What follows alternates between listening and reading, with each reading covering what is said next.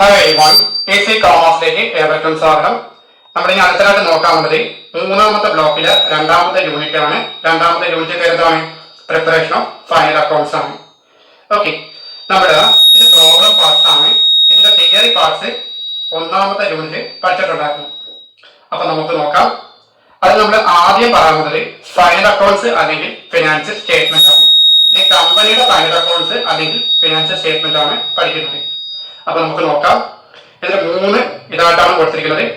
ആദ്യം ഡെഫിനിഷൻ, രണ്ടാമത് പർപ്പസ്, മൂന്നാമത് കോർ കമ്പോണൻസ്. ഡെഫിനിഷൻ പറഞ്ഞതാണ് നിർവചനം, പർപ്പസ് എന്താണ് ഒബ്ജക്റ്റീവ്സ് അല്ലെങ്കിൽ ലക്ഷ്യം, കോർ കമ്പോണൻസ് എന്താണ് പ്രധാന ഭാഗങ്ങൾ. അപ്പൊ നമുക്ക് നോക്കാം. അത് നമ്മൾ ആദ്യം പറയുന്നത് കമ്പനി അക്കൗണ്ട്സിന്റെ ഫൈനൽ അക്കൗണ്ട്സിനെ കുറിച്ചാണ്. അപ്പൊ അതിൽ ഡെഫിനിഷൻ ആണ്. ഡെഫിനിഷൻ എന്തോ പറയുന്നത്, organised compilations of financial data prepared systematically according to accounting principles.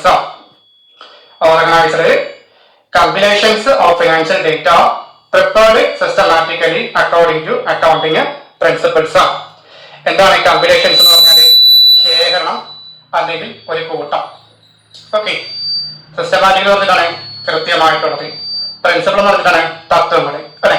അപ്പൊ ഇതിനകത്ത് എന്ത് പറയുന്ന അക്കൗണ്ടിംഗ് പ്രിൻസിപ്പിൾസ് അനുസരിച്ച് കൃത്യമായി തയ്യാറാക്കിയ ഫിനാൻഷ്യൽ ഡേറ്റകളുടെ ഒരു കൂട്ടമാണിത്. അക്കൗണ്ടിംഗ് പ്രിൻസിപ്പിൾ അനുസരിച്ച് കൃത്യമായിട്ടുള്ള അതായത് സിസ്റ്റമാറ്റിക്കലി തയ്യാറാക്കിയ സാമ്പത്തിക വിവരങ്ങളുടെ ഒരു കൂട്ടമാണിത്. ഇനി ഇതിന്റെ പർപ്പസ് എന്ന് പറഞ്ഞിട്ടാണ് to evaluate an enterprise's profitability, operational efficiency, short or long term solvency and growth potential. To evaluate an enterprise's profitability, operational efficiency, short or long term solvency and growth potential. ഇതിന്റെ purpose അല്ലെങ്കിൽ ലക്ഷ്യം എന്ന് പറയുന്നത് ഒരു സ്ഥാപനത്തിന്റെ profitability ലാഭക്ഷമത, അതോടൊപ്പം തന്നെ operational efficiency പ്രവർത്തനക്ഷമത, അതോടൊപ്പം തന്നെ short or long time solvency ഹ്രസ്വകാല ദീർഘകാല ബാധക തീർക്കാനുള്ള ശേഷി, അതിനാണ് സോൾവൻസി എന്ന് പറയുക. കൂടാതെ ഗ്രോത്ത് പൊട്ടൻഷ്യൽ വളർച്ചാ സാധ്യത. ഇത്രയും കാര്യങ്ങൾ എന്ത് ചെയ്യുന്നു? ഇവാലുവേറ്റ് ചെയ്യാനായിട്ട് സഹായിക്കുന്നു. അപ്പൊ എന്തൊക്കെയാ സഹായിക്കുന്നത്? ഒരു സ്ഥാപനത്തിന്റെ ലാഭം, പ്രവർത്തനക്ഷമത, ഹ്രസ്വകാല ദീർഘകാല ബാധ്യതകൾ തീർക്കാനുള്ള ശേഷി, വളർച്ചാ സാധ്യത എന്നിവ ഇവാലുവേറ്റ് ചെയ്യാനായിട്ട് ഹെൽപ്പ് ചെയ്യുന്നു. കൂടാതെ it is a primary way management communicators financial information to the public. It is a primary way management communicators financial information to the public. അതായത് മാനേജ്മെന്റ് തങ്ങളുടെ ഫിനാൻഷ്യൽ ഇൻഫർമേഷൻ അതായത് ഡേറ്റാസ് പൊതുജനങ്ങളെ അറിയിക്കുന്ന പ്രധാന മാർഗമാണിത്. മാനേജ്മെന്റ് തങ്ങളുടെ ഫിനാൻഷ്യൽ ഡേറ്റാസ് പൊതുജനങ്ങളെ അറിയിക്കുന്ന പ്രധാന മാർഗമാണിത്. ഇനി ഈ ഫൈനൽ അക്കൗണ്ട്സ് പഠിക്കുമ്പോൾ അതായത് കമ്പനിയുടെ ഫൈനൽ അക്കൗണ്ട്സ് അല്ലെങ്കിൽ ഫിനാൻഷ്യൽ സ്റ്റേറ്റ്മെന്റ് പ്രിപ്പയർ ചെയ്യുമ്പോൾ ശ്രദ്ധിക്കേണ്ട കാര്യങ്ങൾ പറയുന്നത് പ്രോഫിറ്റ് ആൻഡ് ലോസ് അക്കൗണ്ടും ബാലൻസ് ഷീറ്റ് മാത്രമാണ്. നമ്മൾ സാധാരണ ഫൈനൽ അക്കൗണ്ട്സ് പ്രിപ്പയർ ചെയ്യുമ്പോൾ അതായത് ഫിനാൻഷ്യൽ സ്റ്റേറ്റ്മെന്റ് പ്രിപ്പയർ ചെയ്യുമ്പോൾ എന്തൊക്കെ പഠിക്കുമായിരുന്നു, എന്തൊക്കെ പ്രിപ്പയർ ചെയ്യുമായിരുന്നു? Trading account, profit and loss account, balance sheet, പിന്നെ ഇത് കൂടാതെ വരുന്ന ക്യാഷ് ഫ്ലോ സ്റ്റേറ്റ്മെന്റ്, അങ്ങനെ കുറെ കാര്യങ്ങൾ പ്രിപ്പയർ ചെയ്യായിരുന്നു. പക്ഷേ നമ്മൾ ഈ ഒരു ചാപ്റ്ററിനകത്ത് അതായത് കമ്പനി അക്കൗണ്ട്സിന്റെ ഫൈനൽ അക്കൗണ്ട്സ് പ്രിപ്പയർ ചെയ്യുമ്പോൾ നമുക്ക് രണ്ട് കാര്യങ്ങൾ മാത്രം ശ്രദ്ധിച്ചാൽ മതി. എന്തൊക്കെയാണ്? പ്രോഫിറ്റ് ആൻഡ് ലോസ് അക്കൗണ്ടും ബാലൻസ് ഷീറ്റും മാത്രമാണ്. ഓക്കെ, അപ്പൊ ഇതിനകത്ത് കോർ കമ്പോണൻസ് എന്ന് പറയുന്നത് usually includes balance sheet, profit and loss account, cash flow statement, statement of changes in equity and analysis. കണ്ടോ, സാധാരണയായിട്ട് balance sheet, profit and loss account, cash flow statement, statement of changes in equity and analysis തുടങ്ങിയവ എല്ലാം ഉൾപ്പെടുന്നുണ്ട്. അതിനകത്ത് ഒരു കാര്യം ശ്രദ്ധിക്കണം, അതായത് ഈ ചാപ്റ്ററിനകത്ത് this unit focuses only on balance sheet and statement of profit and loss account. ഈ യൂണിറ്റിനകത്ത് ബാലൻസ് ഷീറ്റും പ്രോഫിറ്റ് ആൻഡ് ലോസ് അക്കൗണ്ടും മാത്രമാണ് നമ്മൾ ഇതിൽ പ്രിപ്പയർ ചെയ്യുന്നത്. അപ്പൊ അതൊന്ന് നോട്ടിരിക്കുക. ഓക്കെ, അതേപോലെ തന്നെ കമ്പനിയുടെ ഫൈനൽ അക്കൗണ്ട്സ് അല്ലെങ്കിൽ ഫിനാൻഷ്യൽ സ്റ്റേറ്റ്മെന്റ് പ്രിപ്പയർ ചെയ്യുമ്പോൾ നമുക്ക് വേണ്ടുന്ന കീ ടേംസ് ആണ് അടുത്തതായിട്ട് പഠിക്കാൻ പോകുന്നത്. നമ്മുടെ കമ്പനിയുടെ ഫൈനൽ അക്കൗണ്ട്സോ അല്ലെങ്കിൽ ഫിനാൻഷ്യൽ സ്റ്റേറ്റ്മെന്റ് പ്രിപ്പയർ ചെയ്യുന്നത് എന്തൊക്കെയാണ്? ബാലൻസ് ഷീറ്റും പ്രോഫിറ്റ് ആൻഡ് ലോസ് അക്കൗണ്ടുമാണ് അല്ലെ. ഇതെല്ലാം കൂടെ ചേർത്തിട്ടുള്ള ഒരു കീ ടേംസ് ആണ് പഠിക്കാൻ പോകുന്നത്. ഓക്കെ, അത് നമ്മൾ ആദ്യം പറയുന്നത് അസറ്റ് ആണ്. അസറ്റ് നമുക്ക് എത്ര ഡിവൈഡ് ചെയ്യാം? രണ്ടായിട്ടാണ്. എന്തൊക്കെയാണ്? നോൺ കറന്റ് അസറ്റും ഉണ്ട്, കറന്റ് അസറ്റും ഉണ്ട് അല്ലെ. എന്താണ് ഈ നോൺ കറന്റ് അസറ്റ് എന്ന് പറഞ്ഞാൽ? Long time resources owned by the company. അതിന്റെ പ്രാക്ടിക്കൽ പറഞ്ഞത് held for more than 1 year. എന്താ പറഞ്ഞിരിക്കുന്നത്? Long time resources owned by the company. അതിന്റെ പ്രാക്ടിക്കൽ പറഞ്ഞത് held for more than 1 year. അതായത് ഒരു വർഷത്തിൽ കൂടുതൽ കാലത്തേക്ക് സ്ഥാപനത്തിന്റെ ഉടമസ്ഥരുള്ള ലോങ് ടൈം അസറ്റുകളാണ്. ഒരു വർഷത്തിൽ കൂടുതൽ കാലത്തേക്ക് സ്ഥാപനത്തിന്റെ ഉടമസ്ഥരുള്ള ലോങ് ടൈം അസറ്റുകളാണ്. അതിൽ വരുന്ന എക്സാമ്പിൾ എന്തൊക്കെയാണ്? Property, plant and equipment. ഈ property, plant and equipment short form ആണ് PPE. അതോടൊപ്പം തന്നെ ഇൻടാഞ്ചിബിൾ അസറ്റുകളായ എന്തൊക്കെയുണ്ട്? ഗുഡ്വില്ലും പേറ്റന്റ്സും അല്ലെ. പിന്നെ അതുകൂടാതെ ഇൻവെസ്റ്റ്മെന്റ് പ്രോപ്പർട്ടി ഉണ്ട്, ക്യാപിറ്റൽ, വർക്ക് ഇൻ പ്രോഗ്രസ് ഉണ്ട്. ഇതൊക്കെയാണ് നോൺ കറന്റ് അസറ്റ് വരുന്ന എക്സാമ്പിൾ. അപ്പൊ എന്തൊക്കെയെന്ന് പറഞ്ഞാൽ പ്രോപ്പർട്ടി, പ്ലാന്റ് ആൻഡ് എക്യുപ്മെന്റ്, അതിന്റെ ഷോർട്ട് ഫോം ആണ് PPE അല്ലെ. പിന്നെ ഇൻടാഞ്ചിബിൾ അസറ്റുകളായ ഗുഡ്വില്ല്, പേറ്റന്റുകളും അതോടൊപ്പം തന്നെ investment property and capital, work in progress. ഇനി അടുത്തതാണ് കറന്റ് അസറ്റ് ആണ് അല്ലെ. കറന്റ് അസറ്റ് പറഞ്ഞിട്ടാണ് short time asset expected to be converted into cash or consumed within one business cycle. And അതിന്റെ പ്രാക്ടിക്കൽ പറയുന്നത് യൂഷ്വലി 1 year. അപ്പൊ എന്താ പറയുക? Short time assets expected to be converted into cash or consumed within one business cycle. And അതിന്റെ practical പറയുന്നത് usually 1 year. അതായത് ഒരു വർഷത്തിനുള്ളിൽ പണമാക്കി മാറ്റാനോ ഉപയോഗിക്കാനോ കഴിയുന്ന ഷോർട്ട് ടൈം അസറ്റുകളെയാണ് കറന്റ് അസറ്റ് എന്ന് പറയുന്നത്. ഒരു വർഷത്തിനുള്ളിൽ പണമാക്കി മാറ്റാനോ ഉപയോഗിക്കാനോ കഴിയുന്ന ഷോർട്ട് ടൈം അസറ്റുകളെയാണ് എന്തെന്ന് പറയുക? കറന്റ് അസറ്റ് എന്ന് പറയുന്നത്. അപ്പൊ ഇവിടുത്തെ എക്സാമ്പിൾ എന്തൊക്കെയാ പറഞ്ഞിരിക്കുന്നത്? ഇൻവെന്ററീസ്. ഇൻവെന്ററി എന്ന് പറയുമ്പോൾ എന്താണ്? സ്റ്റോക്കുകളാണ്. പിന്നെ അതേപോലെ ട്രേഡ് റിസീവബിൾ. ട്രേഡ് റിസീവബിൾ എന്ന് പറയുമ്പോൾ എന്തൊക്കെ ചേർന്നതാണ്? ഡെപ്റ്റേഴ്സും ബിൽസ് റിസീവബിളും കൂടെ ചേരുമ്പോഴാണ് ട്രേഡ് റിസീവബിൾ എന്ന് അർത്ഥം. പിന്നെ വരുന്നത് ക്യാഷും ആൻഡ് ക്യാഷ് ഇക്വലന്റും. ക്യാഷും വരാം, അതോടൊപ്പം തന്നെ ക്യാഷിന് തുല്യമായിട്ടുള്ളത്. അപ്പൊ ഈ ക്യാഷിന് തുല്യമായിട്ടുള്ളതും ആര് ഉദ്ദേശിക്കുന്നത്? ക്യാഷ് അറ്റ് ബാങ്ക് എന്നാണ് ഉദ്ദേശിക്കുന്നത്. പിന്നെ വരുന്നത് ആൻഡ് കറന്റ് ടാക്സ് അസറ്റുകൾ. അപ്പൊ ഇതൊക്കെയാണ് കറന്റ് അസറ്റ് വരുന്ന എക്സാമ്പിൾ. അപ്പൊ എന്തൊക്കെയാണ്? Inventories, trade receivables, cash and cash ഇക്വലൻസ് and current tax asset. ഇനി അടുത്ത നമ്മൾ പറയാൻ പറ്റുന്ന അറിയാമോ? അടുത്ത നമ്മൾ പറയുന്നത് എന്താണ്? ലയബിലിറ്റി ആൻഡ് ഈക്വിറ്റി ആണ്. ലയബിലിറ്റി ആൻഡ് ഈക്വിറ്റി ആണ്. അപ്പൊ ലയബിലിറ്റീസ് ആൻഡ് ഈക്വിറ്റി എന്ന് പറയുമ്പോൾ എന്തൊക്കെയാണ് വരുന്നത്? അതിൽ തന്നെ 4 ആയിട്ട് ഡിവൈഡ് ചെയ്തിട്ടുണ്ട്. എന്തൊക്കെയാണ്? 1 non current liability, 2 current liabilities, 3 share capital, 4 reserves and surplus. അപ്പൊ നമുക്ക് നോക്കാം എന്താണ് ഈ നോൺ കറന്റ് ലയബിലിറ്റി എന്ന് പറഞ്ഞാൽ. നോൺ കറന്റ് ലയബിലിറ്റീസ് എന്ന് പറയുമ്പോൾ long time financial obligations due after 1 year. Long time financial obligations due after 1 year. എന്താണ് ഈ ഒബ്ലിഗേഷൻസ് പറഞ്ഞാൽ? കടമായിട്ട് കിടക്കുന്ന കാര്യങ്ങൾ. അപ്പൊ നമ്മൾ തിരിച്ചടയ്ക്കേണ്ട കാര്യങ്ങളാണ് അല്ലെ. അപ്പൊ എന്താ പറയുക? ഒരു വർഷത്തിന് ശേഷം മാത്രം തിരിച്ചടയ്ക്കേണ്ട എന്താണ്? ലോങ് ടൈം ഫിനാൻഷ്യൽ ബാധ്യതകളാണ്. ഒരു വർഷത്തിന് ശേഷം മാത്രം തിരിച്ചടയ്ക്കേണ്ട ലോങ് ടൈം ഫിനാൻഷ്യൽ ബാധ്യതകളെയാണ് എന്തെന്ന് പറയുക? നോൺ കറന്റ് ലയബിലിറ്റീസ് എന്ന് പറയുന്നത്. അപ്പൊ ഇവിടെ എക്സാമ്പിൾ എന്തൊക്കെ പറയുന്നുണ്ട്? Long time borrowings, deferred tax liabilities, provisions for contingencies. അപ്പൊ ഇതൊക്കെയാണ് എക്സാമ്പിൾ. ഇനി കറന്റ് ലയബിലിറ്റീസ് എന്ന് പറഞ്ഞാൽ നമ്മൾ നോൺ കറന്റ് ലയബിലിറ്റി പറഞ്ഞിട്ട് ഓപ്പോസിറ്റ് ആണ് ഇവിടെ വരുന്നത്. അപ്പൊ ഇത് പറഞ്ഞിരിക്കുന്ന obligations in a company expected to settle within one business cycle. അതായത് യൂഷ്വലി 1 year. Usually 1 year. അപ്പൊ എന്താണ് കറന്റ് ലയബിലിറ്റി എന്ന് പറഞ്ഞാൽ? obligations the company expected to settle within one business cycle. അതായത് യൂഷ്വലി 1 year എന്ന് പറയും അല്ലെ.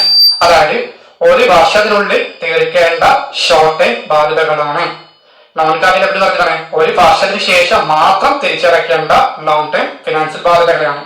അപ്പൊ അതിന്റെ ഓപ്പോസിറ്റ് വരുന്നവരാണ് കറന്റ് ലയബിലിറ്റി. അപ്പൊ അത് ഒരു വർഷത്തിനുള്ളിലാണ്. അപ്പൊ നമ്മൾ ചെയ്യണം, ബാധ്യതകൾ കൊടുത്തിരിക്കണം. അതാണ് ഷോർട്ട് ടൈം ലയബിലിറ്റീസ് എന്ന് പറയുന്നത്. ഓക്കെ ഉണ്ടോ? അപ്പൊ അതിൽ വരുന്ന എക്സാമ്പിൾ എന്തൊക്കെയാണ്? Short time borrowings, trade payable. Trade payable എന്തൊക്കെയാണ്?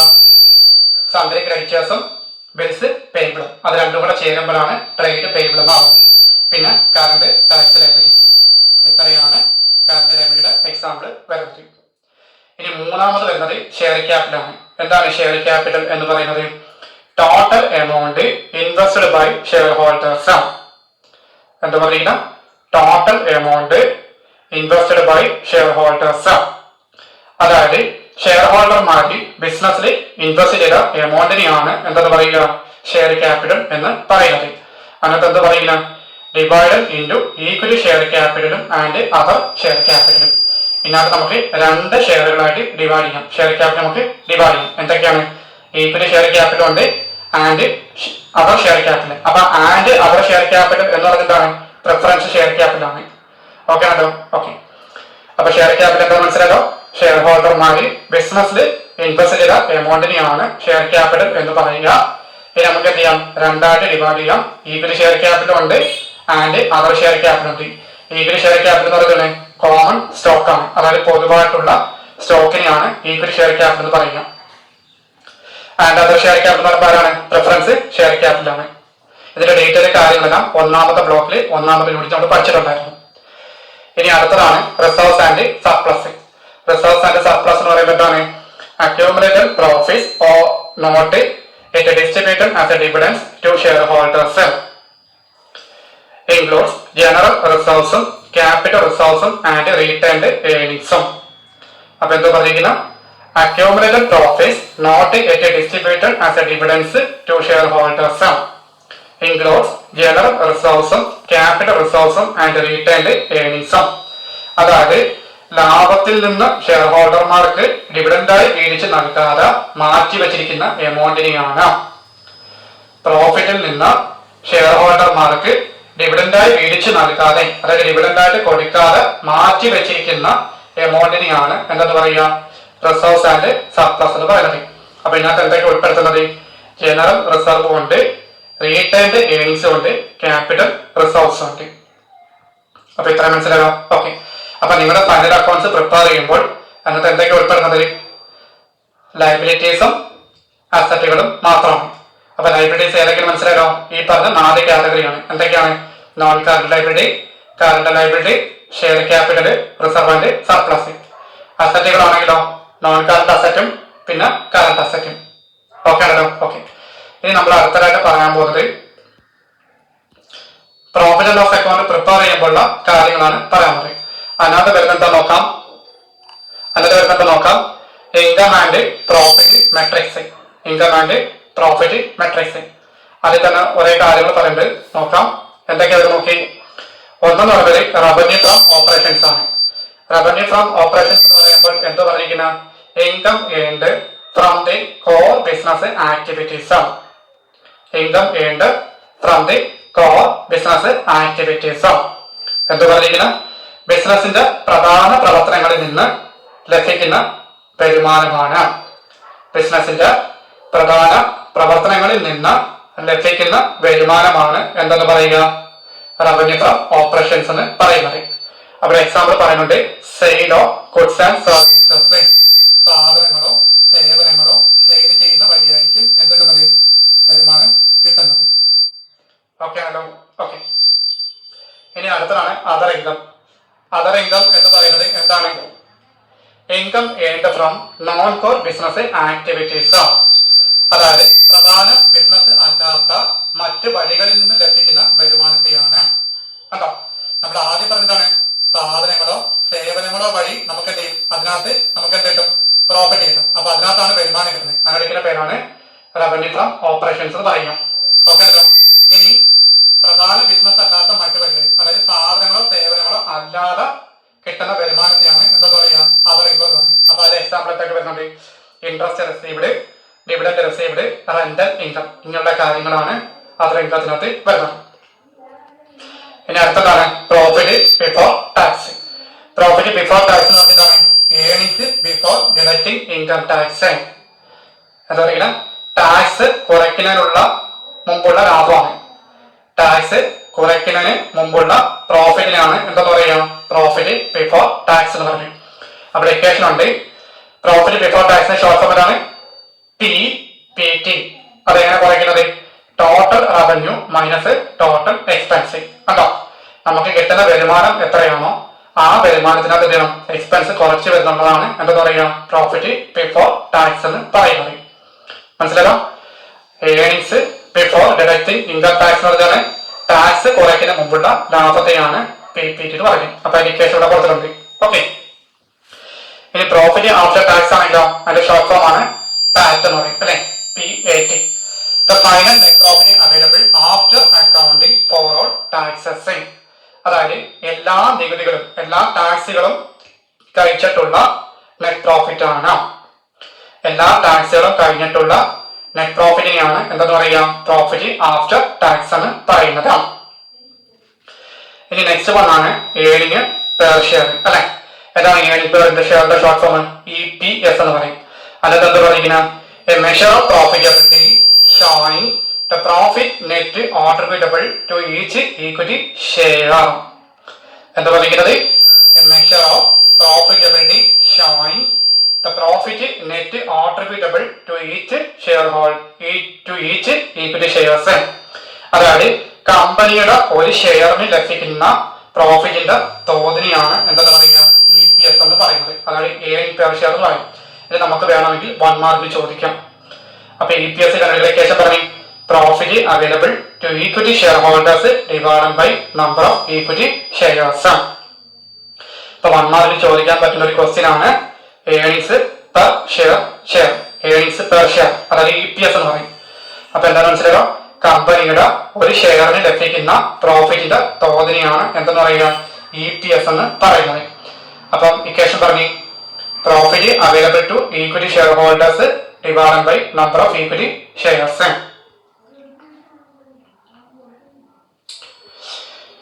ഇനി അടുത്തതാണ് നമ്മൾ അടുത്തതായിട്ട് പറയാൻ പോകുന്നത് adjustments and other accounting concept. മറ്റു പ്രധാന എന്താണ് അഡ്ജസ്റ്റ്മെന്റുകൾ ഉണ്ടെങ്കിൽ അതിനകത്ത് ഉൾപ്പെടുത്താം. അതിൽ തന്നെ നമുക്ക് 4ആയിട്ട് നോക്കാം. എന്തൊക്കെയാണ്? ഒന്നെന്ന് പറഞ്ഞത് ഡിപ്രീസിയേഷൻ ആൻഡ് അമോർട്ടൈസേഷൻ ആണ്, provisions, contingent liabilities, deferred tax. മനസ്സിലായോ? ഡിപ്രീസിയേഷൻ ആൻഡ് അമോർട്ടൈസേഷൻ ഉണ്ട്, പ്രൊവിഷൻസ് ഉണ്ട്, കണ്ടിൻജന്റ് ലയബിലിറ്റീസ് ഉണ്ട്, ഡിഫേർഡ് ടാക്സ് ഉണ്ട്. അപ്പൊ നമുക്ക് നോക്കാം. ആദ്യം പറഞ്ഞത് ഡിപ്രീസിയേഷനും അമോർട്ടൈസേഷൻ ആണ്. ഈ ഡിപ്രീസിയേഷൻ മെൻഷൻ ആരാണ്? ടാഞ്ചിബിൾ അസറ്റിനെയാണ്. ഓക്കെ ആണല്ലോ. അമോർട്ടൈസേഷൻ ആരാ മെൻഷൻ ചെയ്തത്? ഇൻടാഞ്ചിബിൾ അസറ്റിനെയാണ്. അപ്പൊ നോക്കാം. Systematic allocation of the cost of A tangible asset over it useful life. അതായത് കെട്ടിടങ്ങളോ യന്ത്രങ്ങളോ തുടങ്ങിയവ കാണാൻ കഴിയുന്ന അസറ്റുകളുടെ മൂല്യത്തിലുണ്ടാക്കുന്ന കുറവിനെയാണ് എന്താ പറയുക, ഡിപ്രീസിയേഷൻ പറയുക. നമ്മള് ടാഞ്ചിബിൾ അസറ്റുകളായ furniture, land and building, plant and machinery, അപ്പൊ ഇതുപോലെ അസറ്റുകൾ നമുക്ക് തേയ്മാനം സംഭവിക്കാറുണ്ട്. അപ്പൊ അതിനകത്തൊരു കുറവ് വരും. അതിനാണ് നമ്മളെന്താ പറയുക, ഡിപ്രീസിയേഷൻ പറയുക. ഇനി അമോർട്ടൈസേഷൻ പറഞ്ഞിട്ടാണ് ഇൻടാഞ്ചിബിൾ അസറ്റിനാണ് മെൻഷൻ ചെയ്യുന്നത്.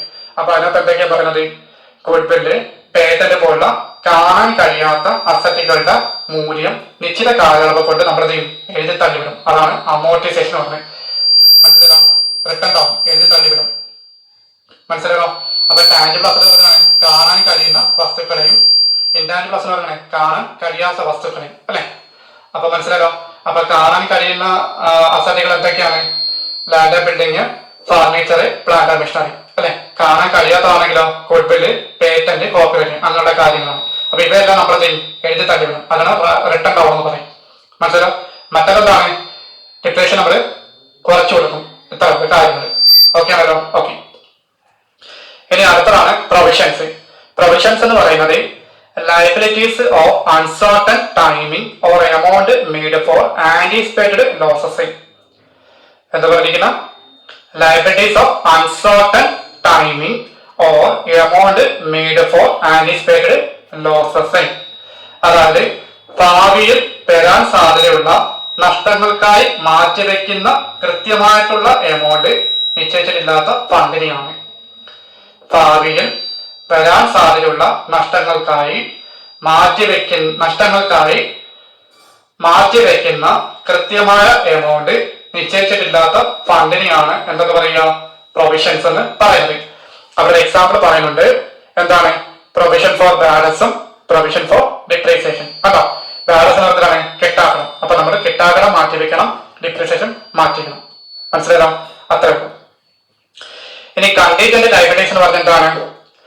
Potential obligations depending on the outcome of a future event. They are not recognized in the balance sheet but are disclosed in the notes to accounts. Potential obligations depending on the outcome of a future event. They are not recognized in the balance sheet but are disclosed in the notes to account. അതായത് ഭാവിയിൽ ചില സാഹചര്യങ്ങളെ ആശ്രയിച്ചിരിക്കുന്ന വരാൻ സാധ്യതയുള്ള ബാധ്യതകളെയാണ് എന്തെന്ന് പറയുക, contingent liabilities എന്ന് പറയുന്നത്. ഇവ ബാലൻസ് ഷീറ്റിൽ കാണിക്കാറില്ല. പകരം നമ്മുടെ നോട്ട്സ് ടു അക്കൗണ്ട്സ് പ്രത്യേകമായിട്ട് റെക്കോർഡ് ചെയ്യും. കണ്ടോ, ബാലൻസ് ഷീറ്റിനകത്ത് കണ്ടീജന്റ് ലയബിലിറ്റീസ് എന്നൊരു ഐറ്റം കാണത്തില്ല. പക്ഷേ നോട്ട്സ് ടു അക്കൗണ്ട്സ്, അതായത് നമ്മുടെ വർക്കിംഗ് നോട്ട് പോലെ നമ്മൾ റെക്കോർഡ് ചെയ്യും. അതാണ് കണ്ടീജന്റ് ലയബിലിറ്റീസ് എന്ന് പറയുന്നത്. ഭാവിയുടെ ചില സാഹചര്യങ്ങളെ ആശ്രയിച്ചിരിക്കുന്ന വരാൻ സാധ്യതയുള്ള ബാധ്യതകളെയാണ് എന്തെന്ന് പറയുക, കണ്ടീജന്റ് ലയബിലിറ്റീസ് എന്ന് പറയുക. ലാസ്റ്റ് വണ്ണാണ് ഡിഫേർഡ് ടാക്സ്. ഓക്കെ, ഈ ഡിഫേർഡ് ടാക്സ് നമുക്ക് നോക്കാം. The difference between the tax expenses recognized in the financial statements and the actual tax payable to authorities. This happens because of timing differences in how income or expenses are treated for accounting and tax purposes. അതായത് company കണക്കാക്കുന്ന ടാക്സും tax നിയമപ്രകാരം അടയ്ക്കേണ്ട ടാക്സും തമ്മിലുള്ള timing difference കാരണം ഉണ്ടാക്കുന്ന ഡിഫറൻസിനെയാണ് deferred tax എന്ന് പറയുന്നത്. കമ്പനി കണക്കാക്കുന്ന ടാക്സും ടാക്സ് നിയമപ്രകാരം അടയ്ക്കേണ്ട ടാക്സും തമ്മിലുള്ള ടൈമിംഗ് ഡിഫറൻസ്, അതായത് സമയ വ്യത്യാസം കാരണം ഉണ്ടാകുന്ന ഡിഫറൻസിനെയാണ് എന്താ പറയുക, ഡിഫേർഡ് ടാക്സ് എന്ന് പറയുക. ഓക്കെല്ലോ. അപ്പൊ നമ്മള് ഈ പറഞ്ഞ കീ ടേംസ് ഉണ്ടോ 1 മുതൽ 4 വരെ, അത് ബാലൻസ് ഷീറ്റും പ്രോഫിറ്റ് ആൻഡ് ലോസ് അക്കൗണ്ടും ചേർത്തുള്ള കാര്യങ്ങളാണ് ഇപ്പൊ നമ്മൾ മെൻഷൻ ചെയ്തിട്ടുള്ളത്. ഓക്കെ, അപ്പൊ അതൊന്ന് പ്രത്യേകം നോട്ട് ചെയ്യണം. ഇനി നമുക്ക് അടുത്തതായിട്ട് നോക്കാനുള്ളത് എന്താണ്, കമ്പനിയുടെ ബാലൻസ് ഷീറ്റ് ആണ് നോക്കാനുള്ളത്. അപ്പൊ നമുക്ക് നോക്കാം. നമ്മൾ സാധാരണ ബാലൻസ് ഷീറ്റ് വരയ്ക്കുമ്പോൾ നമ്മൾ എങ്ങനെയാണ് വരയ്ക്കുന്നത്, ഹൊറിസോണ്ടൽ ഫോമിലാണ് അല്ലെ, ഹൊറിസോണ്ടൽ ഫോമിലാണ്. അപ്പൊ ഈ ഹൊറിസോണ്ടൽ ഫോം എന്ന് പറയുമ്പോൾ നമുക്ക് എത്ര കോളംസ് വരും, 4 കോളംസ് ആണ് വരുന്നത് അല്ലെ. അതായത് ലയബിലിറ്റീസ്, എമൗണ്ട്, അസറ്റ്, എമൗണ്ട്. നമ്മൾ സാധാരണ വരയ്ക്കുന്ന ബാലൻസ് ഷീറ്റ്. പക്ഷേ കമ്പനിയുടെ ബാലൻസ് ഷീറ്റ് വരയ്ക്കുമ്പോൾ ഇത് വെർട്ടിക്കൽ ഫോം ആണ്. വെർട്ടിക്കൽ ഫോം എന്ന് പറയുമ്പോൾ നമ്മൾ മുകളിൽ നിന്ന് താഴോട്ടേക്ക് വരുന്നു. ഓക്കെ, 4 കോളം സ്ട്രൈറ്റ് ആയിട്ട് വരയ്ക്കാതെ നമ്മൾ മുകളിൽ നിന്ന് താഴോട്ട് എഴുതി പോകും. അപ്പൊ നമ്മൾ ആദ്യം എഴുതുന്നത് ഈക്വിറ്റി ആൻഡ് ലയബിലിറ്റീസും പിന്നെ വരുന്നതാണ് അസറ്റുകളാണ് എഴുതുന്നത്. ഓക്കെ, അപ്പൊ നിങ്ങൾ ആ ബാലൻസ് നോക്കി. ഇവിടെ നമ്മൾ എത്ര കോളം വരച്ചിട്ടുണ്ട്, 3 കോളംസ് ആണ് വരച്ചിരിക്കുന്നത്. ആദ്യം പർട്ടിക്കുലേഴ്സ്, പിന്നെ നോട്ട് നമ്പർ. നോട്ട് നമ്പർ എന്താണ്, വർക്കിംഗ് നോട്ട് എന്നാണ് ഉദ്ദേശിക്കുന്നത്. പിന്നെ വരുന്നത് ആ വർഷത്തെ എമൗണ്ട്, അതാണ് figures as at end of the current reporting period. ആ വർഷത്തെ ഓരോ ഐറ്റംസിന് കിട്ടിയ എമൗണ്ട് ഏതൊക്കെയാണോ ആ എമൗണ്ട് ചെയ്യണം ഈ കോളത്തിൽ എഴുതി കാണിക്കണം. ഓക്കെ ഓക്കെ, അപ്പൊ നമുക്ക് നോക്കാം. അത് നമ്മൾ ആദ്യം പറയാൻ പോകുന്നത് ബാലൻസിന്റെ ഫസ്റ്റ് ഐറ്റം ആണ് ഈക്വിറ്റി ആൻഡ് ലയബിലിറ്റീസ് അല്ലെ. നിങ്ങൾ പ്രോബ്ലം ചെയ്യുമ്പോഴും എന്ത് ചെയ്യണം, ഈ മെയിൻ നമ്പർ, അതായത് ഈക്വിറ്റി ആൻഡ് ലയബിലിറ്റീസിന്റെ നമ്പറും പിന്നെ അത് കൂടാതെ വീണ്ടും ഒരു സബ്ബായിട്ട് വരുന്നുണ്ട് 1 2 3 4. അപ്പൊ അതും വെരി ഇമ്പോർട്ടന്റ് ആണ്. അത് മെയിൻ ഹെഡാണ് കൊടുക്കുന്നത്. ഓക്കെ, അത് പ്രത്യേകം ശ്രദ്ധിക്കണം. അപ്പൊ നമുക്ക് റോമൻ 1 ആയിട്ട് വരുന്നത് ഈക്വിറ്റി ആൻഡ് ലയബിലിറ്റീസ് അല്ലെ. ആദ്യത്തെ നമുക്ക് എന്ത് ചെയ്യാം 4 ആയിട്ട് നോക്കാം. അപ്പൊ അതിനകത്ത് എന്തൊക്കെയാണ് പറയും. അത് നമ്മൾ ആദ്യം പറയുന്നത് ഈക്വിറ്റി ആൻഡ് ലയബിലിറ്റീസ് ആണ് അല്ലെ. അതിൽ തന്നെ 4 മെയിൻ ഹെഡ് കൊടുത്തിട്ടുണ്ട്. എന്തൊക്കെയാണ്? ഒന്ന് ഷെയർ ഹോൾഡേഴ്സ് ഫണ്ടും, രണ്ടാമതാണ് ഷെയർ ആപ്ലിക്കേഷൻ മണി പെൻഡിങ് അലോട്ട്മെന്റും, മൂന്നാമതാണ് നോൺ കറന്റ് ലയബിലിറ്റി, നാലാമതാണ് കറന്റ് ലയബിലിറ്റീസും. നിങ്ങൾ പ്രോബ്ലം ചെയ്യുമ്പോൾ ഈ 4 പ്രധാന ഹെഡിങ്ങൾ നിർബന്ധമായിട്ടും എഴുതിയിരിക്കണം. അതിനകത്ത് വരുന്ന ABCD ഉണ്ടല്ലോ, അത് ഉണ്ടെങ്കിൽ മാത്രം എഴുതിയാൽ മതി, ഇല്ലെങ്കിൽ വേണ്ട. ഓക്കെ, അപ്പൊ നമുക്ക് നോക്കാം. ഈക്വിറ്റി ആൻഡ് ലയബിലിറ്റീസിനകത്ത് നമ്മൾ ആദ്യം പറയുന്നത് ഫസ്റ്റ് ഐറ്റം എന്താണ്? ഫസ്റ്റ് ഐറ്റം എന്താണ്? ഷെയർ ഹോൾഡേഴ്സ് ഫണ്ടാണ് അല്ലെ. ഷെയർ ഹോൾഡേഴ്സ് ഫണ്ടാണ്. അപ്പൊ ആ ഷെയർ ഹോൾഡേഴ്സ് ഫണ്ടിനകത്ത് എന്തൊക്കെ വരുന്നുണ്ട്? ഷെയർ ക്യാപിറ്റൽ വരുന്നുണ്ട്, റിസർവ് ആൻഡ് സർപ്ലസ് വരുന്നുണ്ട്, money received against share warrant വരുന്നുണ്ട് അല്ലെ. അത്രേ ഉള്ളൂ. അപ്പൊ ഷെയർ ഹോൾഡേഴ്സ് ഫണ്ടിനകത്ത് വരുന്നുണ്ട് share capital, reserves and surplus, money received against share warrants. Okay ആണല്ലോ. ഓക്കെ, ഇനി രണ്ടാമത് വരുന്നതൊക്കെയാണ് പറഞ്ഞേ share application money pending allotment. ആ എമൗണ്ട് ഉണ്ടെങ്കിൽ മാത്രം അവിടെ എഴുതുക, ഇല്ലെങ്കിൽ എന്ത് ചെയ്യണം? ഈ ഐറ്റം എഴുതിയിട്ട് അവിടെ ചെയ്യണം ഒരു ഹൈഫൻ കൊടുത്താൽ മതി. ഓക്കെ, നിങ്ങൾ പ്രോബ്ലം ചെയ്യുമ്പോൾ ഈക്വിറ്റി ആൻഡ് ലയബിലിറ്റീസ് അത് മെയിൻ ആയിട്ടുള്ള ഹെഡും അതിനകത്ത് വീണ്ടും ഒരു മെയിൻ ഹെഡ് വരുന്നുണ്ട്. എന്തൊക്കെയാ? 1, 2, 3, 4 shareholders fund, share application money pending allotment, non current liability, പിന്നെ കറന്റ് ലയബിലിറ്റി. ഇതെല്ലാം മസ്റ്റ് ആയിട്ട് എഴുതിക്കണം. അതിനകത്ത് വരുന്ന സബ്ബട്ട് എന്ത് ചെയ്യണം? ഉണ്ടെങ്കിൽ മാത്രം എഴുതിയാൽ മതി, ഇല്ലെങ്കിൽ അത് വേണമെന്നില്ല. ഓക്കെ, ഈ രണ്ടാമത്തെ സംഭവം ഉണ്ടോ? Share application money pending allotment. അപ്പൊ നമ്മുടെ ക്വസ്റ്റിനകത്ത് ആ എമൗണ്ട് ചിലപ്പം ഉണ്ടാവണമെന്നില്ല, ആ ഐറ്റം ഉണ്ടാവണമെന്നില്ല. ഇല്ലെങ്കിലും നമ്മൾ ചെയ്യണം ഈ ഐറ്റം അവിടെ എഴുതിയേ പറ്റും. എന്നിട്ട് എമൗണ്ടിന്റെ ഓർഡർ ചെയ്യണം ഒരു ഹൈഫൻ കൊടുത്താൽ മതി, ഇല്ലെങ്കിൽ നില്ലെന്ന് കൊടുത്താൽ മതി. ഓക്കെ, അത് പ്രത്യേകം ശ്രദ്ധിക്കണം. ഇനി മൂന്നാമത്തെ ഹെഡ് എന്താണ്? നോൺ കറന്റ് ലയബിലിറ്റീസ് ആണ് അല്ലെ. അതിനകത്ത് വരുന്നതൊക്കെയാണ് 4 ലോങ് ടൈം ബോറോവിങ്സ്. നമ്മൾ നേരത്തെ എക്സാമ്പിൾ പറഞ്ഞു കൊടുക്കണ്ടല്ലോ, അത് ഓർത്താൽ മതി. Long time borrowings, deferred tax liabilities, അതായത് ബ്രാക്കറ്റിൽ നെറ്റ് എഴുതിയിരിക്കുകയാണ്, അതെഴുതി കുഴപ്പമൊന്നുമില്ല. പിന്നെ അതർ ലോങ് ടൈം ലയബിലിറ്റി, നമ്മൾ നേരത്തെ എക്സാമ്പിൾ പറഞ്ഞായിരുന്നു. പിന്നെ ലോങ് ടൈം പ്രൊവിഷൻസ്, ഇതൊക്കെയാണ് നോൺ കറന്റ് ലയബിലിറ്റീസിനകത്ത് വരുന്നത്. ഓക്കെ ആണല്ലോ. ചിലപ്പോൾ നമ്മുടെ ക്വസ്റ്റിനകത്ത് എല്ലാ ഐറ്റംസ് പറഞ്ഞില്ല, ആ ഐറ്റംസ് മാത്രം ഉണ്ടെങ്കിൽ എഴുതിയാൽ മതി. ഓക്കെ, അത് പ്രത്യേകം നോട്ടിക്കണം. ഇനി നാലാമത്തെ ഐറ്റമാണ് കറന്റ് ലയബിലിറ്റീസ്. കറന്റ് ലയബിലിറ്റീസിനകത്ത് എന്തൊക്കെയാണ് വരുന്നത്? പറഞ്ഞു എന്തൊക്കെയാ വരുന്നത്? ഷോർട്ട് ടൈം ബോറോവിങ്സ്, ട്രേഡ് പേയബിളോ, അതർ കറന്റ് ലയബിലിറ്റി, പിന്നെ വരുന്നത് ഷോർട്ട് ടൈം പ്രൊവിഷൻസ്. ഇത്രയാണ് കറന്റ് ലയബിലിറ്റിനകത്ത് വരുന്നത്. ഓക്കെ ആണല്ലോ. ഓക്കെ, ഇനി നമ്മൾ അടുത്തതായിട്ട് ടോട്ടൽ ആണ്. അപ്പൊ ഈ ടോട്ടൽ എന്ന് പറയുന്നത് 1 + 2 + 3 + 4 ആണ് അല്ലെ. അതായത് 1ലെ എല്ലാ ഐറ്റംസും, 2ലെ എല്ലാ ഐറ്റംസും, 3ലെ എല്ലാ ഐറ്റംസും, 4ലെ എല്ലാ ഐറ്റംസും, ഇതെല്ലാം നമ്മുടെ കൂട്ടിയാണ് നമ്മുടെ ഇതിൽ ടോട്ടൽ എഴുതിയിട്ട് അതിന്റെ പ്രായം 1 + 2 + 3 + 4. അപ്പൊ ആ എമൗണ്ട് ചെയ്യണം താഴോട്ട് എഴുതണം. അപ്പൊ ലൈബ്രറി എന്തൊക്കെ മനസ്സിലാക്കാം. അപ്പൊ ലൈബ്രറി മെയിൻ ഹെഡ് എന്തൊക്കെയാണ് പറഞ്ഞ്? ഷെയർ ഹോൾഡേഴ്സ് ആൻഡ് ഫണ്ട് ഉണ്ട്, share application money pending allotment ഉണ്ട്, നോൺ കറന്റ് ലയബിലിറ്റീസ് ഉണ്ട്, കറന്റ് ലയബിലിറ്റീസ് ഉണ്ട് അല്ലെ. ഷെയർ ഹോൾഡേഴ്സ് ഫണ്ടിനകത്ത് എന്തൊക്കെ വരും? Share capital, reserve and surplus, money received against, share warrant. രണ്ടാമത്തെ ഐറ്റത്തിനകത്ത് ഒന്നുമില്ല, ആ ഒരു ഐറ്റത്തിന്റെ എമൗണ്ട് തരുവാണെങ്കിൽ മാത്രം അവിടെ എഴുതുക, ഇല്ലെങ്കിൽ എന്ത് ചെയ്യണം? ബ്ലാങ്ക് ആയിട്ട് ഇട്ടാൽ മതി. ഇനി മൂന്നാമത് നോൺ കറന്റ് ലയബിലിറ്റി, അതിനകത്ത് എന്തൊക്കെ വരും? Long time borrowings, deferred tax liabilities, other long time liabilities, long time provisions. ഇത്രയാണ് വരുന്നത്. കറന്റ് ലയബിലിറ്റിക്കകത്തോ ഷോർട്ട് ടൈം പ്രൊവിഷൻസ്, ട്രേഡ് പേയബിളോ, other current liabilities, short time provisions. ഇത്ര എഴുതിയ ശേഷം നമ്മൾ ചെയ്യണം ലാസ്റ്റ് അതിലവിടെ കൂട്ടുക. അപ്പൊ നമ്മുടെ ലയബിലിറ്റി സെക്ഷൻ കഴിഞ്ഞു. ഇനി അടുത്ത സെക്ഷൻ ആണ് അസറ്റ്. അടുത്ത സെക്ഷൻ ആണ് അസറ്റ് ആണ് അല്ലെ. അസറ്റ് നമുക്ക് എന്ത് ചെയ്യാം? രണ്ടായിട്ട് ഡിവൈഡ് ചെയ്യാം. ഒന്നെന്താണ് നോൺ കറന്റ് അസറ്റും, മറ്റൊന്നാണ് കറന്റ് അസറ്റും. അപ്പൊ ഒന്നിനകത്ത് വരുന്നത് നോൺ കറന്റ് അസറ്റ് ആണ്. അപ്പൊ അതിൽ മെയിൻ ഹെഡ് നമ്പർ കമ്പൽസറി ആയിട്ട് ഇട്ടേക്കണം. ഓക്കെ ആണല്ലോ. 1 ഉം 2 ഉം കമ്പൽസറി ആയിട്ട് ഇട്ടേക്കണം. ആ പറയുന്നത് എന്തൊക്കെ വരുന്നുണ്ട്? A fixed asset. അപ്പൊ ഫിക്സഡ് അസറ്റ് എന്തൊക്കെയാണ്? ടാഞ്ചിബിൾ അസറ്റും, ഇൻടാഞ്ചിബിൾ അസറ്റും, ക്യാപിറ്റൽ, വർക്കിംഗ് പ്രോഗ്രസും അല്ലെ. ഇനി ബി എന്താണ്? Non current investment. സി എന്താണ്? Deferred tax asset. അതിന്റെ പ്രകാരം നെറ്റ് എന്ന് പറയുന്നത് അത് വേണമെന്നില്ല. പിന്നെ long time loans and advance. അപ്പൊ എന്തെങ്കിലും fixed asset, non current asset എന്തെങ്കിലും എ എന്ന് പറയുന്നത് ഫിക്സഡ് അസറ്റ് ആണ്. അതിൽ tangible, intangible, capital, working progress ഉണ്ട് അല്ലെ. പിന്നെ നോൺ കറന്റ് അസറ്റ് ഇൻവെസ്റ്റ്മെന്റ് ഉണ്ട്, ഡിഫേർഡ് ടാക്സ് അസറ്റ് ഉണ്ട്, പിന്നെ long time loans and advance ഉണ്ട്. അപ്പൊ ഇത്ര മനസ്സിലായോ? ഓക്കെ, ഇനി അത് കൂടാതെ ഇയും കൂടെ ഉണ്ട്, അതർ നോൺ കറന്റ് അസറ്റ് ഉണ്ടോ? അത്ര. ഇനി രണ്ടാമത്തെ അസറ്റ് ഏതാണ്? കറന്റ് അസറ്റ് ആണ്. അപ്പൊ അതിൽ വരുന്നതൊക്കെയാണ്? Current investment, inventories, trade receivable, cash and cash equivalents, short time loans and advance, other current asset. ഇത്രയാണ് വരുന്നത്.